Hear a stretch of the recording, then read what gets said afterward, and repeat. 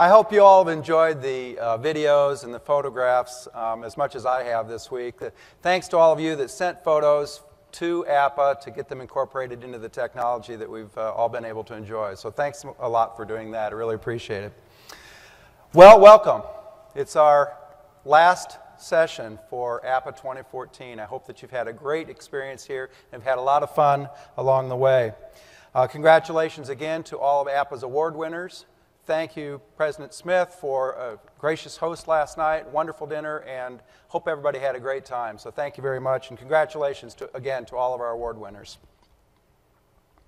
Before we get underway, I want to recognize and thank JLG, one of our key supporters for this conference, and they are the sponsor of this morning's general session. So please join me in a round of applause for JLG for their contributions today. Thank you. One other comment before we start. Did everybody get a ticket when they came into the room? You need to make sure you hang on to that ticket because we've got another prize coming and you must be present to win. So more to come on that soon. Today's general session is entitled Looking Back, Looking Forward, Our Profession, Our Purpose, and Our Future. We have a great lineup in store for you. Our session today will be a group of people we'll call a cavalcade of APPA stars. All right, senior officers, retired APPA presidents, mid-career professionals, and our EPs, our emerging professionals. Today we'll hear from this group. I'll call it an eclectic group. And they will reflect on our past, present, and future. Where have we been, and where are we going as an industry? And we'll take hopefully what they'll do is pull everything together of what they've learned over the last couple of days and start to put it all into perspective from a facilities professional view. To lead our cavalcade of stars is Mr. Keith Woodward. He's the director of facilities at Quinnipiac. I knew I'd mess it up. Sorry, Keith. Thank you. Got it. From that university. And Keith manages the day-to-day operations of 150 employees, over 3 million square feet, 618 acres of property on 3 campuses in 2 towns. His responsibilities, like many of ours, include personnel, budget, off-campus property, sustainability, utility purchasing. The list goes on and on. Work request systems, vendor contracts. He's a member of the 8-member emergency management team on his campus. He also chairs the University Safety Committee. And he finds time to provide some support to APPA. So we really appreciate that.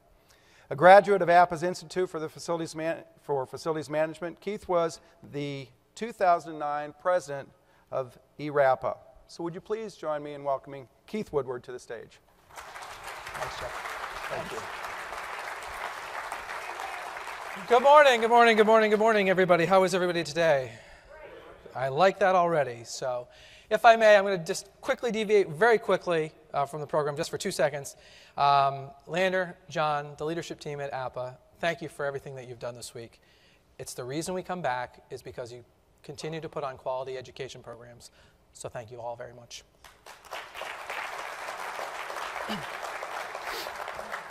That might be right up until this point. And so a brief introduction of our program. Chuck gave a little description. I'll be the MC for the time that we're here. We've assembled some of APPA's characters, which you're about to meet. We'll take you through their APPA journeys, which will hopefully resonate with you with your APPA journeys. We'll provide a little entertainment, a little laughs, hopefully a little education. And with that, it's showtime. The birth of APPA in 1914, the U.S. was still building its electrical grid. Suburbs of major cities were just starting to attach the grids to the major cities. Arizona and New Mexico became states just 2 years earlier. The first mass-produced Model T had just rolled off the assembly line. Air conditioning, let alone climate control, had not been invented yet. In fact, the chemical compounds used in those air conditioners had not been developed until 1915. Also, the electric vacuum cleaner and other appliances commonly used to maintain facilities had not been invented. So when we were putting this program together, we needed to come up with individuals that could really comment on 1914. So it's my pleasure to introduce to the stage 3 individuals, Mr. Jay Klingel, Mr. Phil Cox, and Mr. Joe Rubertone. Could you guys come on out?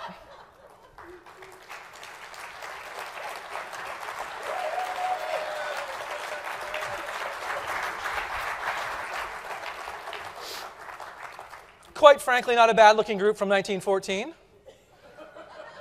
The object is to get older. The alternative is not good. So I told you we're going to have a little fun. The roaring 40s and 50s. The average American in 1956 was making $2.14 an hour. It wasn't until the 40s and the 50s that you see the shift from supervisor, building custodian, to administrators. That's because of the GI Bill, which many people in the room are familiar with, that the government was taking a proactive role of higher education and sending folks for higher education. We did find a group from the 40s and 50s as well. And those individuals, if I could ask them to come out, Mary Vosevich, Norm Young, and Randolph Hare.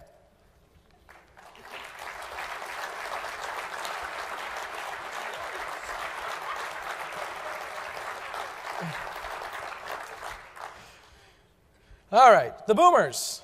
The boomers start families, and by the time the 60s and 70s, you've got those bell-bottom jeans, Woodstock, Earth Day, the very first Earth Day in 1970.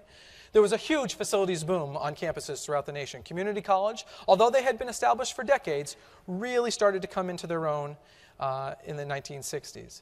And this is where you start the core values or the core areas of facilities, operations, capital planning. They become a more common role. Our profession begins to perceive itself differently in the 60s and the 70s. Now, this was perhaps the biggest challenge because you need to find 3 people who actually remember the 60s. You'd think that was easy. It's not quite as so. But it's my pleasure to bring David Ruthan and Lisa Potter up to the stage. Watch out for the table. Quite frankly, I'm much more nervous about this next group. I'll tell you a little secret. They stop me backstage and go, "We're going to do something when we come out." I'm like, "Oh, okay, we didn't rehearse this part." So, as we come full circle to cover the next 30 years, the 80s, the 90s, and the 2000s, I believe it was in the 80s that APPA did create its 4 core areas as part of the Early Institute program. Also, ADA is signed into law by Bush #1 in the early 90s. APPA members begin to referring themselves as officers. Further into the 90s and 2000s, sustainability programming and concerns for campus security and climate change start to play a role in how we build and manage campuses and buildings and infrastructure. Along with it, technology, the widespread deployment of the public internet, and all other perceived threats to the manner in which education is traditionally delivered. So, we needed a group to reflect on that. Quite frankly, it's probably the best looking group of the 3. With that, Jenny, Joanna, and Julie, if you guys could come out.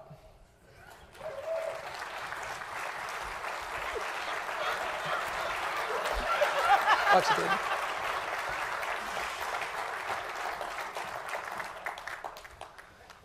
I've got clothing older than those people.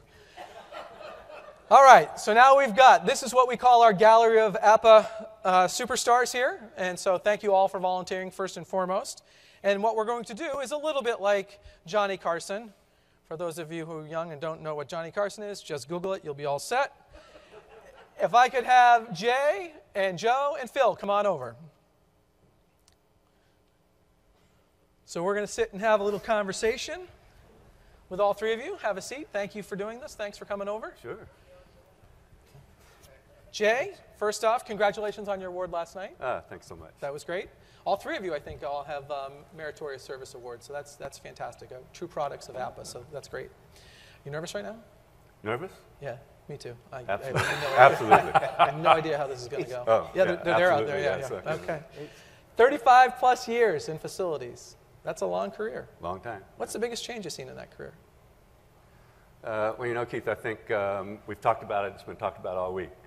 For me and for most of us, the information technology and the impact that it had on the way that we communicated, the way that we shared information. You know, when I first started work, I can remember the first day walking in, and on my desk was an inbox and outbox in which we put letters. We wrote and typed letters in those days. There was an ashtray on my office desk so that when people came in, they would have somewhere to put their cigarette. So, you know, so much has changed, and so the impact of information technology. I remember the first day hearing about this term World Wide Web. And you just can't imagine what my mind's eye was seeing when I heard the term World Wide Web. But we were so fortunate. The boomers, we were the pioneers. We were the ones that understood what it was like to work before information technology and to pioneer us through that and to learn that. And that fascination with the desktop, it was amazing. There was some collateral damage. I think that personal relationships on campus, they were very different for a while. And it used to be that I would walk across campus, and on the sidewalk, I would know literally everybody that I passed, other than the students, but every staff, every faculty, I would know them by name. I was in their buildings, I saw them all the time, and then toward the end, I would walk across campus and I wouldn't know anyone. So I think that was such a change and something that we really have to be careful about. What was your first APPA-related event? 1980. A guy by the name of Bill Middleton hired me. Some of you may remember Bill.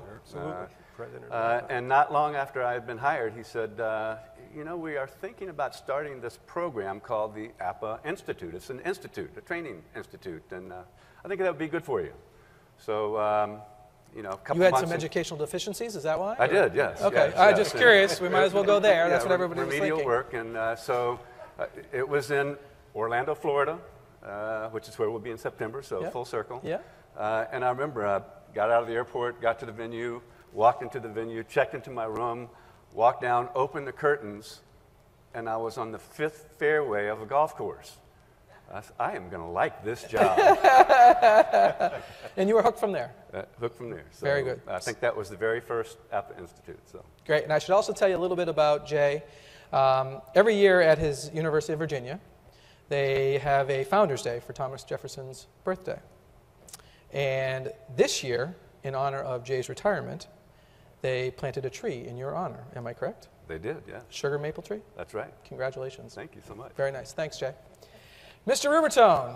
Mr. Woodward. Who I call Mr. Rubertone because he was my boss for 22 years, in full disclosure. Your APPA journey began when? The Eastern region invited non-APPA members to attend their conference, which was held in Montreal in 1978. So that was the beginning of my journey, and a very delightful journey, I might add. Oh, that's great. So your biggest challenge or your biggest crisis that you dealt with in your career? Oh, there were several blizzards, a couple of hurricanes, 1 or 2 fires.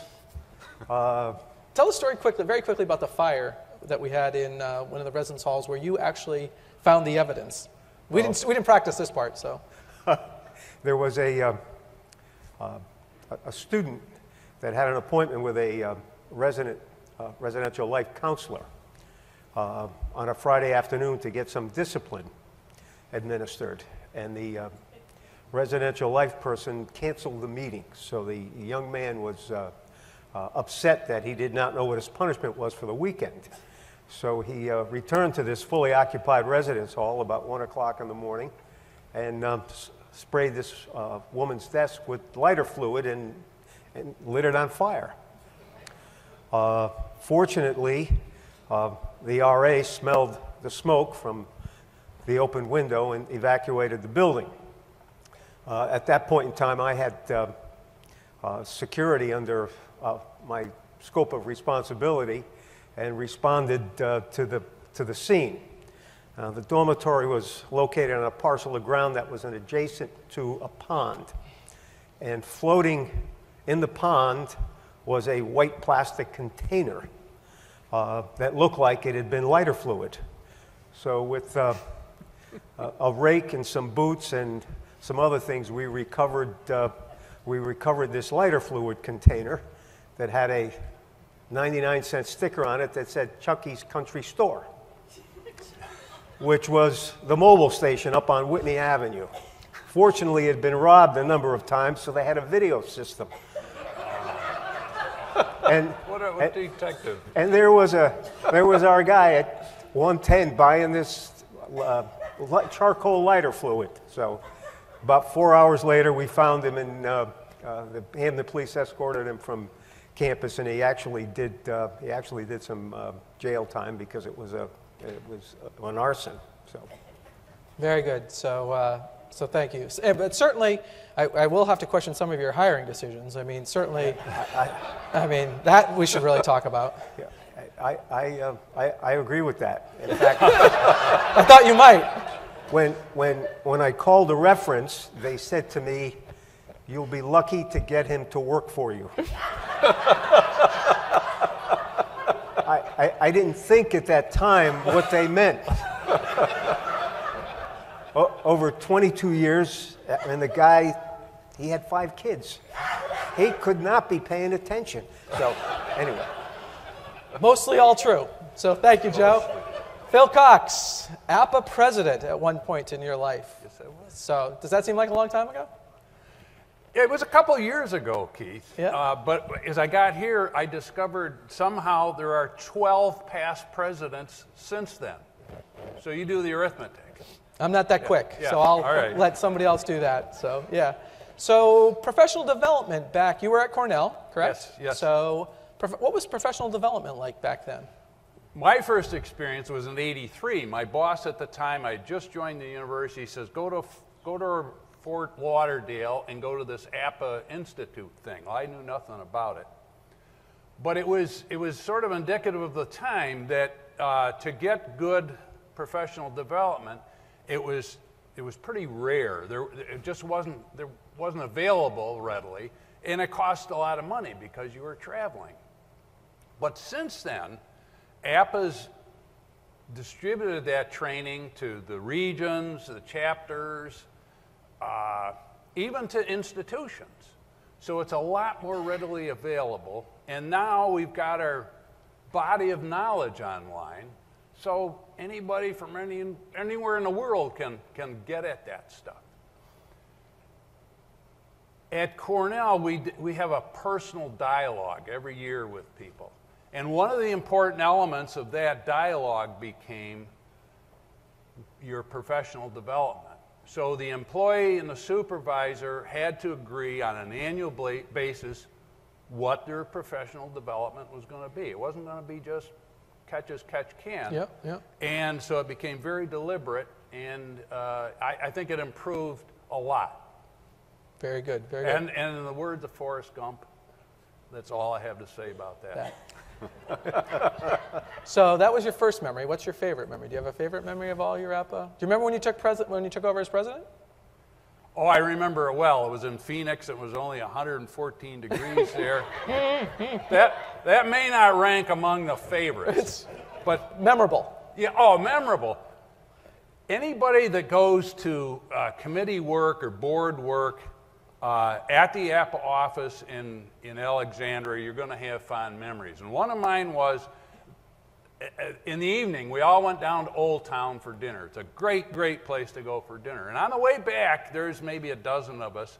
Well, they've got this trolley that runs up and down King Street, so we had to get up toward the metro station to the hotel.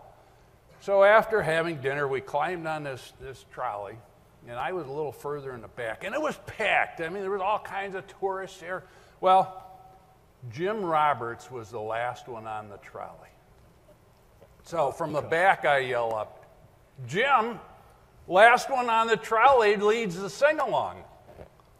Well, do you know what? That guy had all these strangers singing all the way up to the metro station at the other end of King Street. Yeah. But it goes to show that you go to those things, you work hard, but by golly, you have a lot of fun. They're just a great time. You certainly do. I thought that trolley only stopped at that Irish bar. Well, it goes right past Murphy's most of the That's time. the name I couldn't remember. Guys, thank you very much, all three of you. Thank you very much. It's been great. Thank you. Our next group, Mary, Norm, and Randolph, if you guys could come on up. It's great to hear those stories, isn't it? Okay. Okay. So, congratulations, Mary. University of New Mexico last night. Big award. Yep, That was fantastic. Sure was. Congratulations. That was Thank great. you. So, as we sit here today celebrating the 100th anniversary, there are actually more women on stage than there are men. Imagine that. Let me carry. That's progress, huh? Well, it really is, because my first APPA annual meeting, there were 5 women. Lander, Polly, Diane Kirby, Maggie Kinnaman, and me. So we've got a few more than 5 here in the room. So it's, yeah, big changes. That's pretty great. That's pretty great stuff. Seems like higher education is kind of getting hit from all sides. The cost of tuition and the rate of inflation is going up. We've got limited resources in facilities now these days. Mm-hmm. Where are we headed? Well, I think, you know, much like the first group was talking about the opportunities for our professional development and all, you know, we're headed through some always constrained times. From the time I began in this business, it's always, you know, we're progressively more and more constrained with our resources. But when you look at the skills and the training that we've all received, the network that we have here amongst our colleagues, you know, we are able to do things, I think somebody mentioned earlier on one of the videos, better with less. So the challenge is, in working with our campus constituents, to try to balance what all of that is, because everybody wants a piece of the pie. But I always remind them that I can turn the lights out anytime that they... So, but no, it's going to be a challenge, and I think we're up for the challenge. Great. So now you are officially, I guess, off the APPA board, right? Yes. Just between you and me. Yes. Any good Lander stories you want to tell us about? Let's just talk quietly amongst ourselves. Well, you know,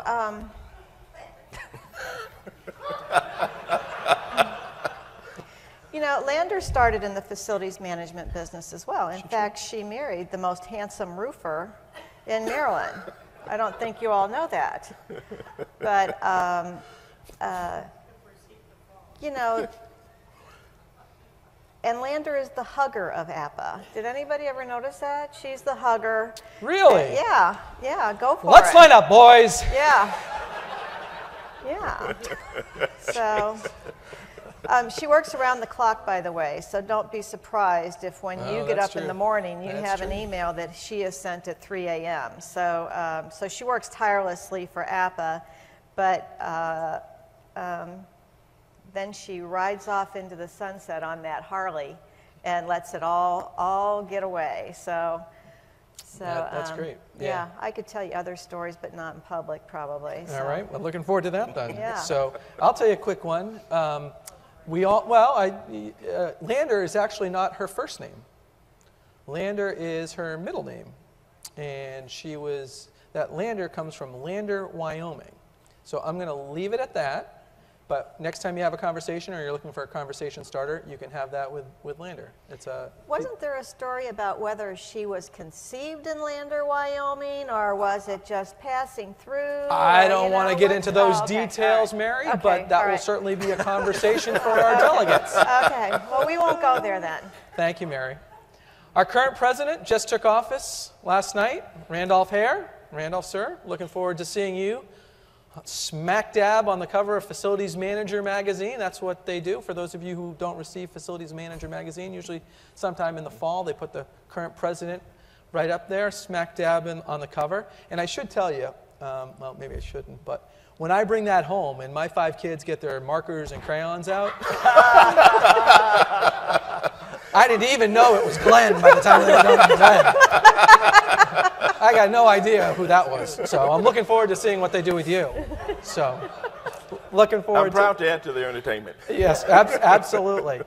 And on a personal note, we shared a few meals together with your wife, and you are truly one of the kindest men in APPA that I've experienced. So, and you're now the big cheese. Feeling the pressure? Somewhat, but not really.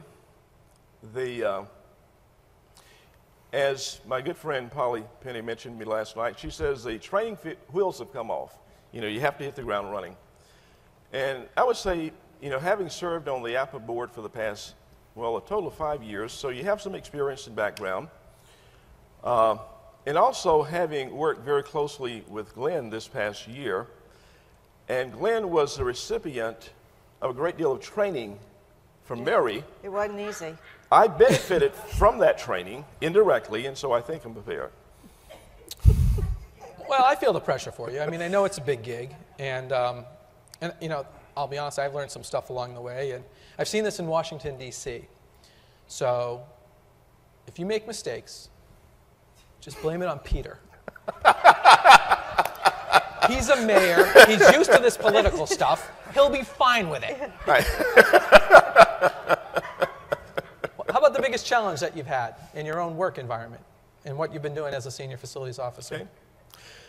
I think, Keith, thinking back, probably the biggest challenge at my institution was to try to effect change and institute best practices in an environment and culture that was, steeped in tradition. Washington University was established in 1749. And so the culture there was, if it's worked for the past 250 years, why change it? And so, APPA has been a big resource, giving me the tools, the arguments to use, and really having the staff go through APPA's programs has helped to implement change. And I always say, just a sort of a story to illustrate what's happened. And you have to recognize that in that culture, you cannot move quickly. You have to methodically move forward. And we've been able to implement, a lot of changes and institute some best practices. But here was an account. I was speaking to a technician, and there was obviously some changes that needed to be made in this department. And so I put forth my best argument possible. And it fell on deaf ears. He said, no, it will not work. I'm sorry. And so I was wondering, what am I going to do? We're going to have to implement change. You want people to buy into it. And so I said, well, we'll just let it sit for a while. About a month later, this same technician comes into my office and says, you better get with the program. I came up with this idea, and I think we need to do this and thus and the other. And it was exactly the same thing that I was trying to convince him of a month earlier. So I says, what a great idea. I endorse it. Let's do it. Of course. Sounds like my relationship with my wife. You try to convince her. You try to convince her. Well, that's a great story, Randolph. Thank you very much. And good luck next year in 14-15 as president of APPA. So congratulations. Norm Young. Hey. I don't know a facilities guy in America, North or South America, that's got a better golf swing and a lower handicap than you. Thanks. Yeah, you're welcome. I'm not telling you what it is. Yeah, no. Jay Klingel plays golf. I'm not giving him strokes. Not giving him any strokes? I'm not telling him what it is. Fair enough. And don't let him kid you. I think right after this, he's headed up to Torrey Pines to see if he can play the golf course up there. So with good luck with that. I know Amy was supposed to be here. That would have been nice for her to see your award, your President's Award, the other night. Mm-hmm. I know she had to stay at home. And a unique feature of Norm's life is you live in Katharine Hepburn's old house. I do. So you have a sense of historic buildings and restoration. And how they fall down very often. Yeah. Right around 1914 is about when it was built, yes. Yeah. Yeah. It's a cool place, though. So what's it like living there? Haunted. Mansion. I tell Glenn Smith this story all the time. When I was the president of APPA, I got this great suite that it was his chapter in Philadelphia that gave me this suite at the top of this hotel. It was absolutely huge, and people were telling me, oh my God, isn't it the greatest thing to be in this space? And I'm like, yeah, this is about what I do every day. It's about the same size. It was like a 3,000 square foot suite. So, okay. I didn't tell anybody that. Now I'm telling you all that because I feel kind of bad about it. But that's what it's like living in that house. It's huge, and it's the coolest thing. That's great. Now, all the EPs out there, you can Google Katharine Hepburn and figure out who she was, because you may... You're like, Katharine Hepburn, who the heck is that lady? She's like the Julia Roberts of today, or the whatever, so... That is very true, by the way. Yeah. Exactly. Yo, did she go to Bryn Mawr? She did go to Bryn Mawr, yes. Oh, wow. Yes. I did not know that. And by the way, the other thing I have to do all the time is host historical society meetings in the house because they all want to talk about that. That's a bit of a pain. That's all right. That's all right. We got a lot of EPs here. You've done some work on marketing and stuff like that through APPA. Mm-hmm. What's your thought on our young folks here today? Well, they don't know who Katharine Hepburn is. You've already said that. So I have a lot of EPs that work for me as well. I love to use Seinfeld references because Seinfeld has a reference for every single thing that happens at work. They don't know them. They don't know what I'm talking about. It drives me crazy. And by the way, thank you for putting me in the 40s and 50s group here. I'm not quite that old, but I guess I'm old enough to know things that our EPs don't know. So to answer that question, what I've seen is a group of people that are extremely smart, talented with technology, obviously, but talented in many ways, but are so focused on their jobs. It's really cool to see. They'll do anything you ask them to do, but don't tell them how to do it. Give them something to do, tell them what you want, outcome. The outcome, yep. And it gets done. So it's really been fun to watch, and it's been fun to be part of the EP programs in the past. So I hope we keep doing that. Norm, Randolph, Mary, thank you very much. Appreciate it. Thank you. Lisa, David, and Ruth Ann, come on over. Lisa, David, Ruth Ann. All right. Welcome to the Johnny Carson Show. You can Google that too if you're young enough. So, Lisa, Yes. Colorado. Yes. It's beautiful out there, isn't it? I love it. Yeah? Grew up there. You grew up there. What people don't know, I don't think, is you started in facilities when you were 15. 15 years old. A lot of people say I started in diapers. 15 years old. Yeah. I have a 13-year-old right now. I don't think he'll be working until he's 25. I seriously don't think he even gets the concept. Wow. So what did you do when you were 15? Oh, I started at the university working part-time. Yeah. I just kind of worked my way up and worked through school. And every time there was an opportunity to take on something new, I volunteered and stepped up and took the roles. That's a great piece of advice right there for the EPs. You know, anytime you have an opportunity to do something, that's kind of what I did with Joe is like, I mean, I remember going to him saying, listen, I've done this, I need something else to do, and he would work to try and find something. That's a great way to go through the ranks. Tell me your favorite moment in your facilities career. Wow, there's lots of them, but the latest one was in September we had the major floods, and not only did we have the experience of major floods, but we were also, University of Colorado was hosting RMA 2013. So we were kind of juggling what we were going to do, and everybody in our department stepped up, took the lead. It didn't matter what role they were in, and they helped work 18, 24-hour days. And we prevented, the insurance company said we prevented about $43 million worth of damages by having our staff there around the clock, stepping up and doing it. Very impressive. I thought it would have something to do with the legalization of marijuana, but okay. Haven't heard that one before. Yeah, well, just, okay. MOOCs taking over. What do you think? Is that gonna happen? I mean, it's happening. What's the impact gonna be? You have any sense of that? Well, I hope it doesn't take over, because all of us will be in a world of hurt. Yeah, I think you're Be right. out of a job. To some degree. I think there's some socialization probably that still needs to occur, right? Exactly. So. I'm hoping that it doesn't take over, because we look at our younger generation, some of them don't know how to socialize, don't know how to communicate. They're so wrapped up in watching their phones and texting and tweeting that they can't look someone in the eye and actually have a conversation. Yeah, I know what you mean. Keep going. And then when they come in for job interviews, it's amazing. They just don't know how to communicate. Yeah. So we're Great. hoping that they continue with their education. Very great. Thank you very much for doing this. Thanks. David. Yes. Says here on my sheet, which of course I typed in, you are the Director of Planning, Design, and Construction at Arkansas State. Camera guy, get ready. I read your stuff in Facilities Manager magazine. Big codes and standards advocates person. That's Yes. very nice. Yep. Can you sum up where we are with codes, where we're going? And Yeah. Codes and standards that affect us in all of our built environment. That's one of the things. It's a current challenge, but I see it as we go forward, it's going to kind of continue to kind of heighten the regulations that's going on, whether it be for life safety or sustainability. So we as an institution or as an organization, we really need to get more involved and get working upstream and help affect and really develop some of the standards that really are applicable to higher education. cool. I don't know much about Arkansas, Okay? but what I do know, I knew two things.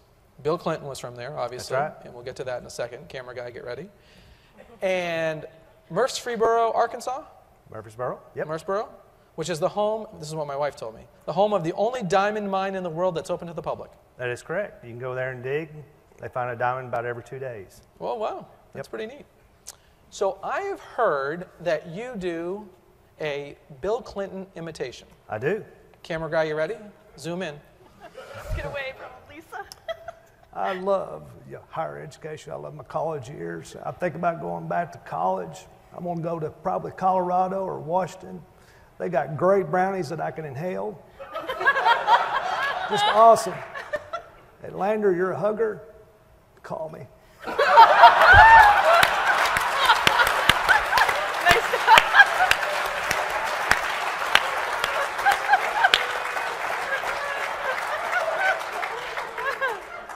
Now, David, you also, get ready, cameraman, you also have had the unique pleasure of being in Bill Clinton's presence. I have. Prior to his, when he was president, right? Yeah, most people have had a Bill Clinton story, one or the other. If you're in Arkansas, he was governor for many years. When I was 12, I was able to go to a friend's house, and he was there and, on the 4th of July.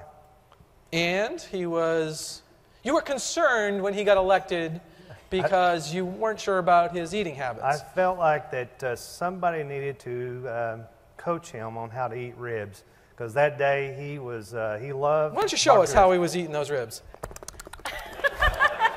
It was going everywhere. Food everywhere, coming out of his mouth. Nom, nom, nom, nom, nom. He's making noises and everything. And so I had 2 memories, and that he was really, really tall. Very cool. Yeah. Boomers are leaving us, right? We got some employment issues. Absolutely. How are we going to deal with that? I think that is just they've been leaving for the last 5 years. I mean, I think we have passed probably the apex of that. In our own department, we lost like 5 out of my 30 employees to retirement last year. In all facilities, out of about 220 employees, we've lost about 17, and we have within the next year or 5 years, we have probably about 25 people are going to be eligible for retirement. So a replacement of that, they're irreplaceable as far as their knowledge and skill and just expertise. Yeah. And there's always, we talk about this, the concern of who's going to replace them. So I think the EPs are our future, and I think they're going to solve the problems that we have in a different way than what the boomers would do. He's counting on you guys. That's exactly right. All right, just so you know. But, there's always the challenge of just the development of skill. We have to, coming out of the World War II, a lot of people still had a lot of mechanical or trade skills, and that's my biggest concern, is that it's going to be harder and harder to find the trade skills to backfill the boomers. And when I was doing my research on you, I found you have a Twitter account. I do. You know how many followers you have? I don't. 11.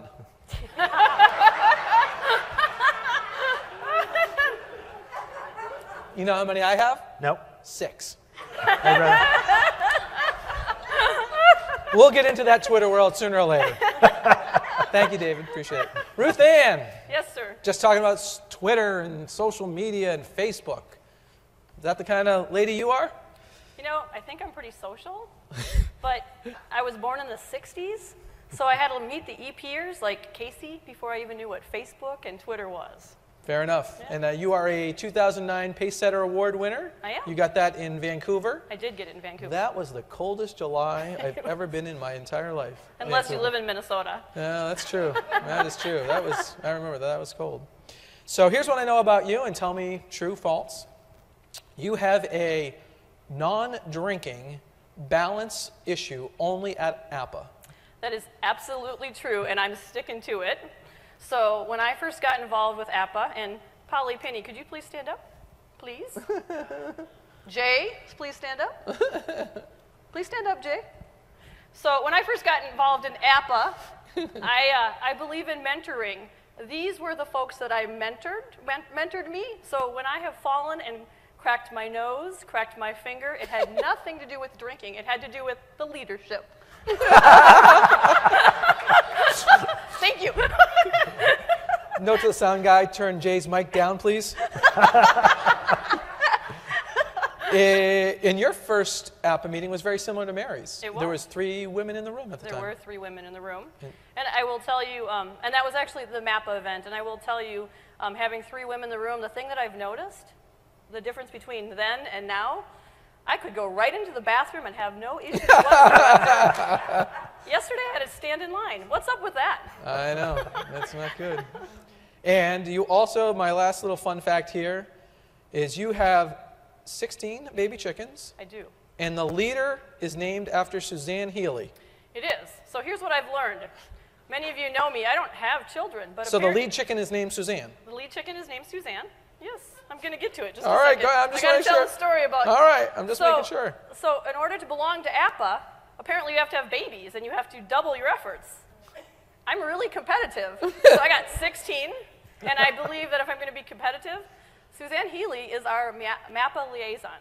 And if you watch any of the MAPPA members, what Suzanne says, you do. So I picked the best chicken, and I named it Suzanne, and I'll tell you, that chicken, a little assertive. That's great.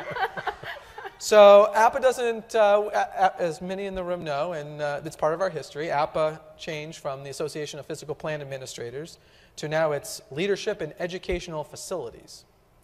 So the regions, your region would have been MLEF. MLEF. APPA sounds better, no? It does. It does sound better. It absolutely I'm does. glad we kept it. Better, I'm glad we kept and you know, I tell you, it's time for us to change our name. Think of back when it was the Physical Plant Administrators. Yep. Chuck Scott, stand up. Uh-oh. This is what I think of, and not Chuck himself, but if you check out his hairstyle, I think of APPA, Physical Plant Administrators, that's the image. 2, educational leadership, the APPA dolls to the left of me. Fair enough. Let me ask you a question about the built environment. Okay. Where are we headed?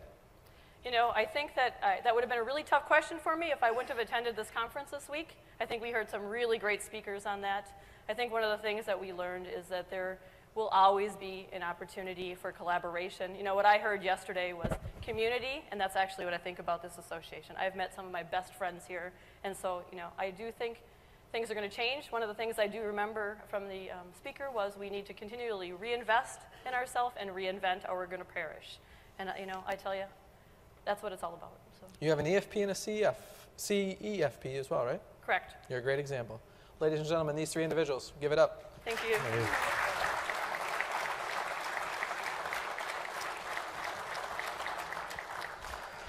I've never sweated so much, but I'm about to. Come on over, ladies.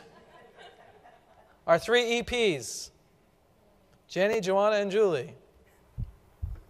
And Jenny has a plane to catch, so we're going to go her first, and we'll see what happens from there. First time our annual meeting, this one. That's true. Pretty impressive. I'm impressed. That's great. Thank you. What did you do wrong to get up on the stage here?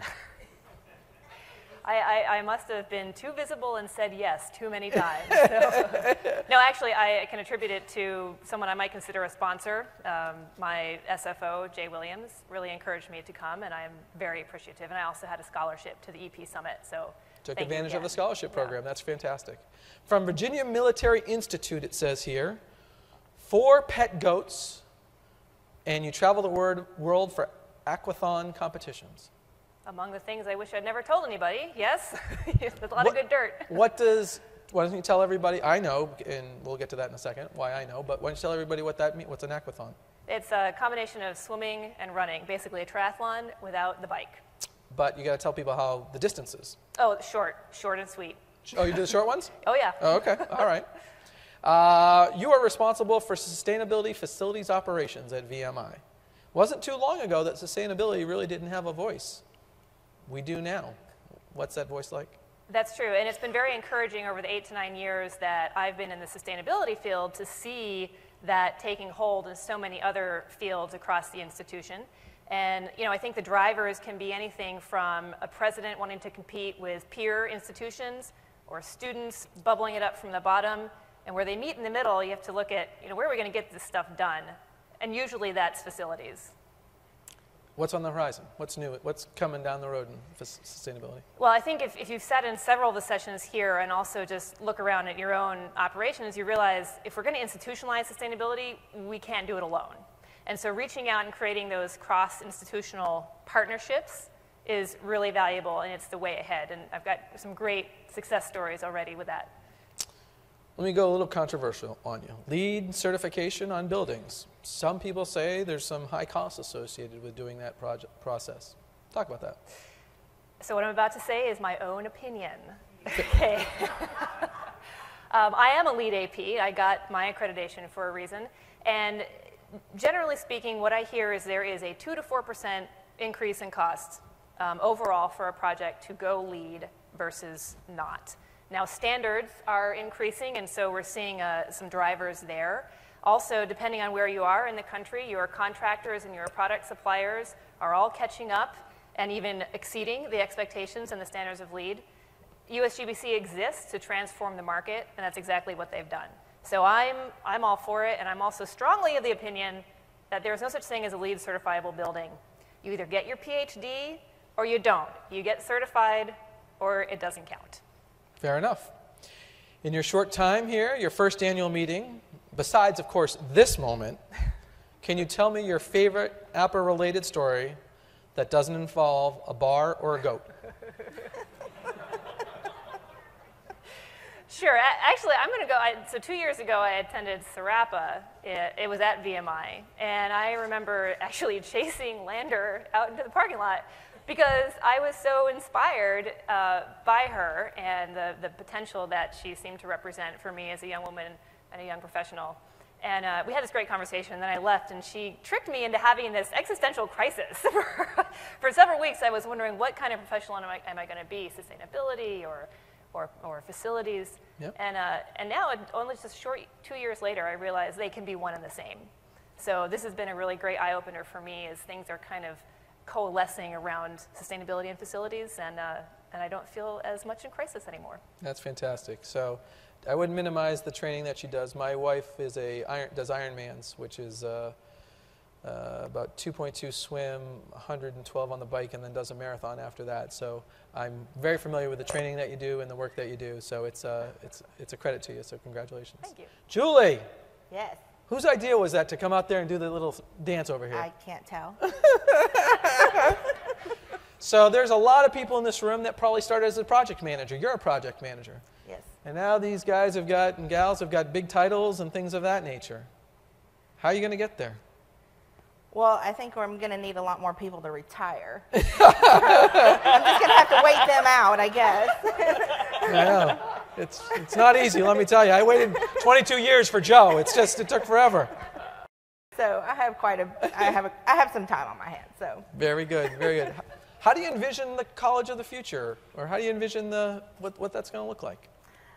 You know, I started teaching as an adjunct a couple years ago, and I realized that the landscape of the classroom is just completely different now, and it's so much more IT supported. And when I looked around the room, everybody, you know, instead of getting their books out of their backpack, they had a laptop and a tablet, and all their books are online, you know. And so I don't think that the virtual classroom is going to go away, but I think that how we support networking and collaboration and how students learn are going to be completely different. And I think it's going to be more common spaces and more collaborative learning.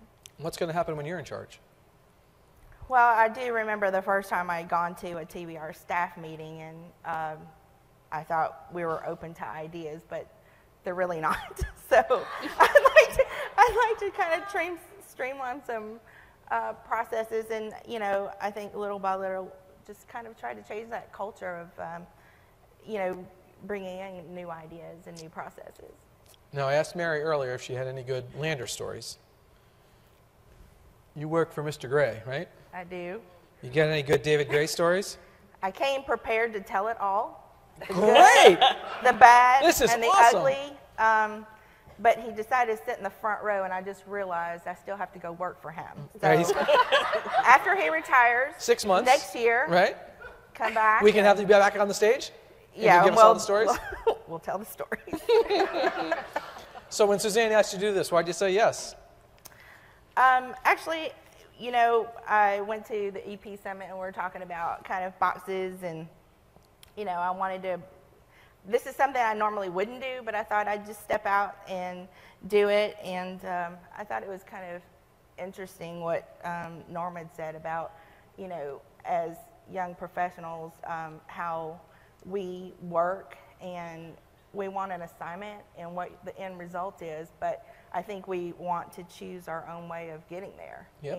And and we like to network, collaborate, and I don't think we feel threatened by people that have more information or other types of information. Thanks, Julie. You did a great job. Joanna. Hi. All the way from Cleveland State. Yes. I heard there's a guy named LeBron that's coming back to Cleveland. He's like all over the news, that guy. Plays a little basketball for the Cavaliers, huh? Yes. So you presented in Minnesota. Yes, I did. I was there. I think I attended. And I hear outside of APPA, you mentor 10 women. Yes, I do. Can you talk about that? Sure. I have a brunch series that I conduct, and it goes every other month. And there are 10 phenomenal women who get together, and we share stories and empower each other's voices. That's pretty darn good. It's great. Let me transition to facilities for a second. What's the workstation of tomorrow look like, the future look like? Mobile, quick responsing, and I also think that the workstations will allow us to interface with our customers on a more consistent basis. So technology is going to be that's going to be the key. Technology is definitely going to be the driver. I think you really can't have education without technology at this point, as the other two J's have noted that technology is definitely going to be a key driver. You need to understand where academia is going so that facilities can be a partner in that. That's a great perspective. I mean, it's a really great perspective. Your favorite all-time jazz song is? Take the A Train. And who sings that? Duke Ellington. Can you sing? No. Oh, I was that close. All right, ladies, thank you very much. You did a great job. Thank you.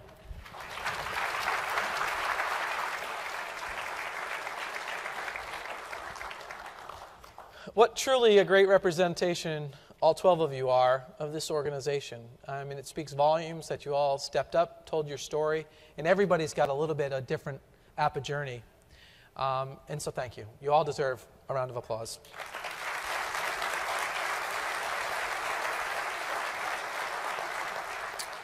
So what we're seeing in the past 100 years of enormous technology and social change, institutions and APPA have weathered that sea change rather well. From days with no vacuum cleaners to days when we've got highly complicated, sophisticated work environments, not only technical, but design and management as well. From vice presidents to day porters across the entire spectrum. Why would we not think that these 100 years coming forward, or the next 20 or 30, will have even more change? We are in great hands with these folks managing. With that, I thank you, and I will turn it back to Mr. Scott to conclude our show. Big round of applause for those guys. All set.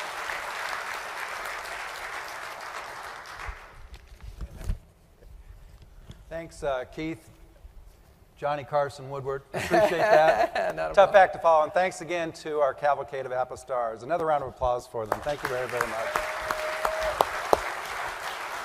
Your stories are fun, very fun, humorous, and inspiring, so thanks a lot. I do have a few closing remarks and words to share with you, but before I do that, I'd like to recognize another group. Lander, John, Holly, Suzanne, William, Santiana, Christina, Steve, Anita, Corey, Karen, and all the rest of the APPA staff. Thank you so very much for all you've done. We couldn't have done it without you. It's so good to have a deep bench. Even though Corey and Suzanne were not here, we went on without a hitch. So thank you all very, very much for your hard work.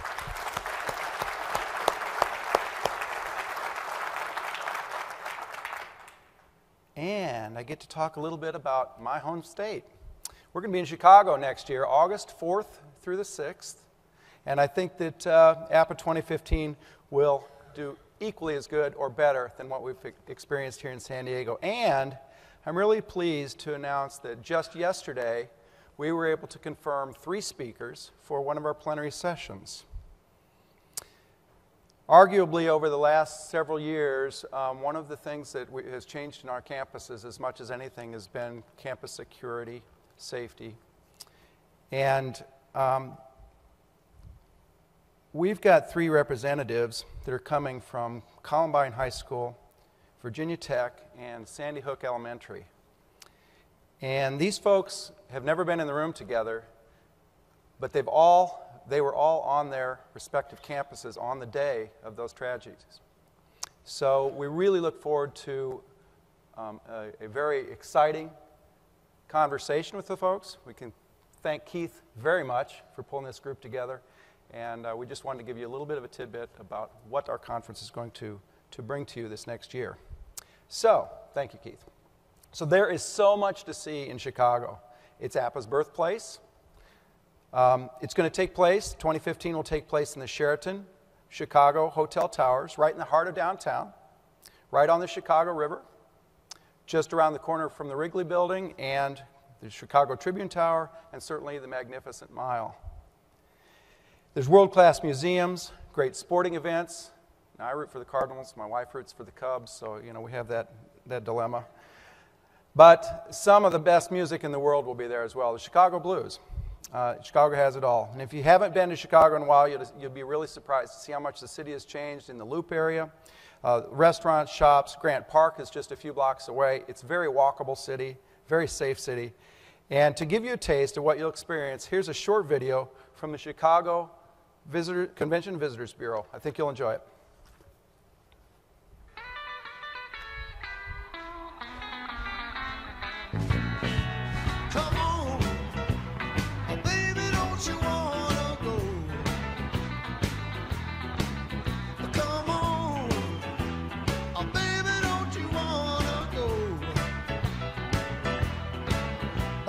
Same old place, sweet home, Chicago. Come on, baby, don't you wanna go? Howdy, hey, baby, don't you wanna go? Back to that same old place, a sweet home, Chicago. Well, what I want us to, 6 and 2 is 8. Come on, baby, don't you make me let high. Baby, don't you wanna go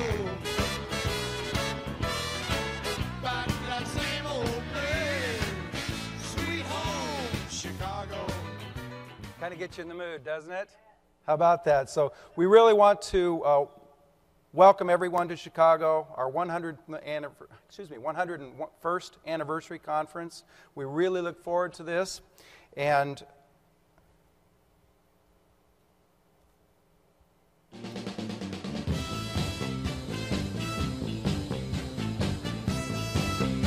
going on here? I'm not sure what's happening here.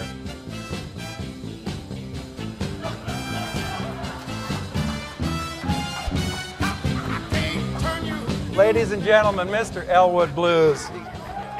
Elwood, you're looking pretty... Thank you, sir. Looking pretty stylish. Looks like that diet and exercise program's working for you, my friend. It is, it is. I just got here for you guys, for APPA, for all of you, to sunny San Diego.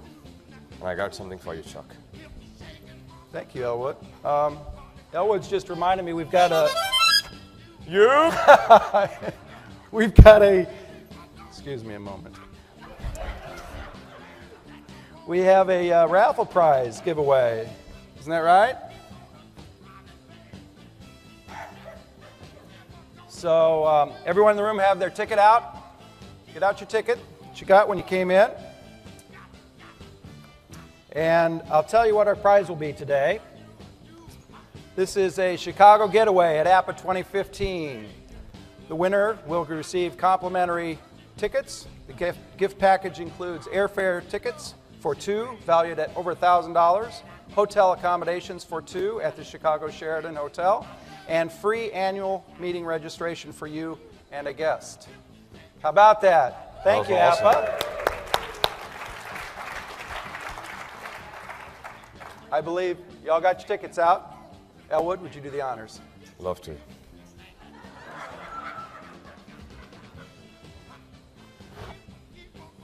I just finished a raffle on my campus, and so this is a red ticket. Red ticket number 732 096. 732096.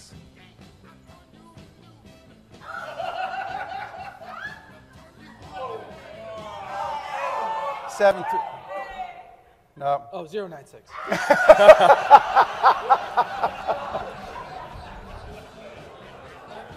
It was close. 732096. Come on up.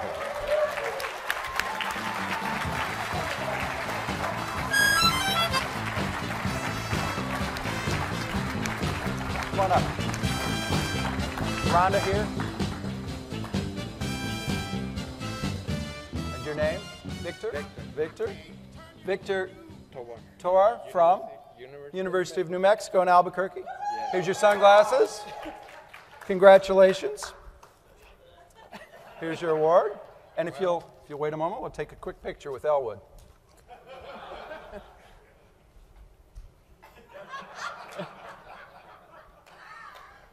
All right, thank you. Congratulations. We look forward to seeing you, Victor, in Chicago. You can have him. You can have him. Thank you, Chuck. Thank you, Elwood. It's always good to see you, my friend. I'm going to head back now.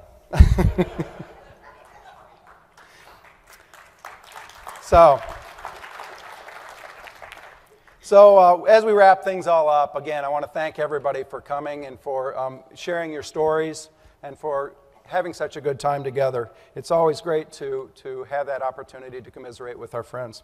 So I want to thank our speakers. You know, I heard a lot of very positive remarks, and we really look forward to reading through what the evaluations say so that we can get things going good for this next session as well. So thank you so much for all of your hard work. The volunteers. I mean, there were countless volunteers in the room today, as well as out in the hallway that helped us throughout the entire session. Access folks. Rhonda, our photographer, I mean, for chronicling our event. So thank you so much for everything that you've done. The APPA 2014 Conference Planning Committee, the Professional Development Committee. Planning Committee meets in just a couple of weeks in Alexandria to begin planning for Chicago Conference in APPA 2015. Again, thank you for all of your hard work. We truly appreciate what you've done. Yes, an applause there again. Thank you. Our business partners. You know, we can't do it without our business partners. So we really appreciate everything that you bring to us. And certainly, each and every one of you. This is what it's all about, is to be a member of APPA. I say MAPPA, but APPA. Yeah, thank you. Thank you for that.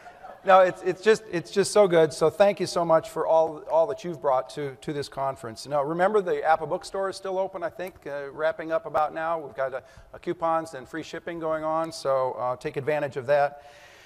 And with that, let's continue to engage. Let's continue to share our experiences. Let's transform our institutions to a greater working environment. So I'd also want to thank one last person, that's Glenn Smith. Thank you for your hosting us for this past year, bringing us to this culmination event. It was a wonderful year for you. It's been a wonderful year for all of us, and we wish Randolph the very best this coming year as well. We're all there to support you, Randolph, and we will do whatever you say. Thank you.